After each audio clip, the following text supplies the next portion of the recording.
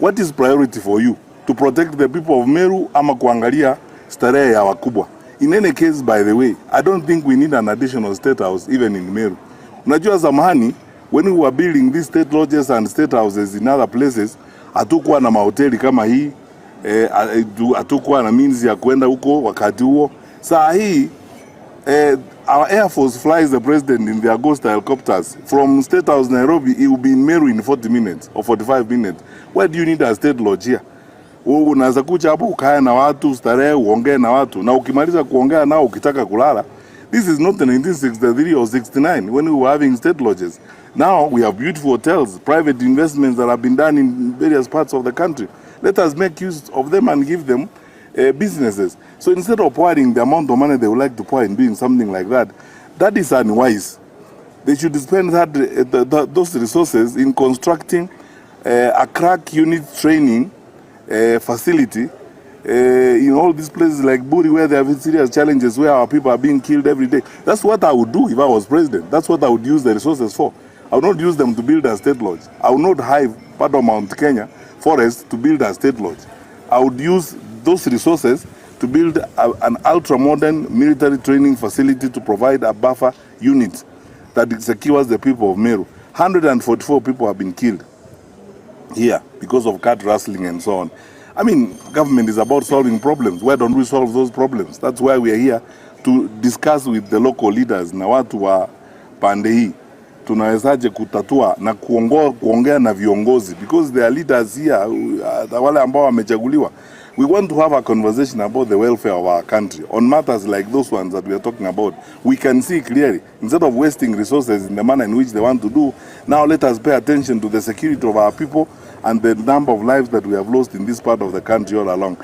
I suggest, and personally I think, this I can almost pledge to the people of Kenya, if I was so blessed and so lucky to be given the opportunity to be the leader of the country in that particular respect, I will not build a single new state lodge anywhere in Kenya.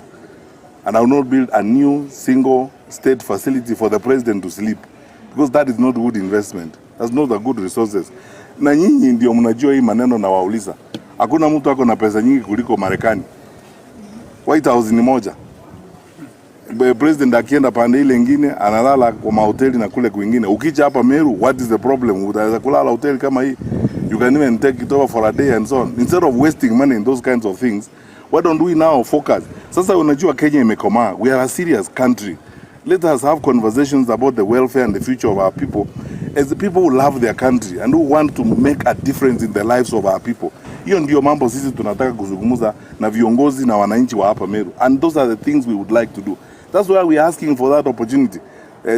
Tafadhali tumekuja hapa leo, mimi nimekuja hapa kupisha mlango Meru. Majaliwa ya Mwenyezi Mungu, wakati huo ukifika nitapeleka barua yangu ya kuomba kazi kwa Wakenya.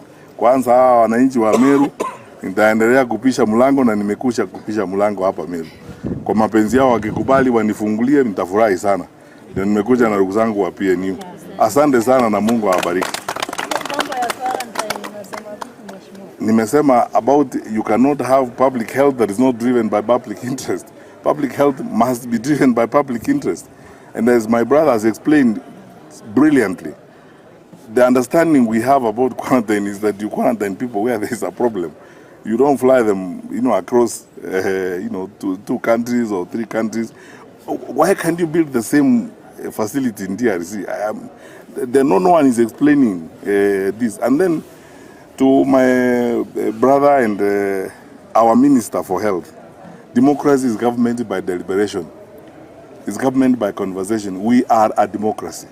And the people of Kenya have a right to ask, even if they ask stupid questions, it's still their right. And they also have a right to be answered, all those questions they're asking. That's our duty as leaders. It's our responsibility. Once we are in those offices, you cannot say you don't have to listen to the people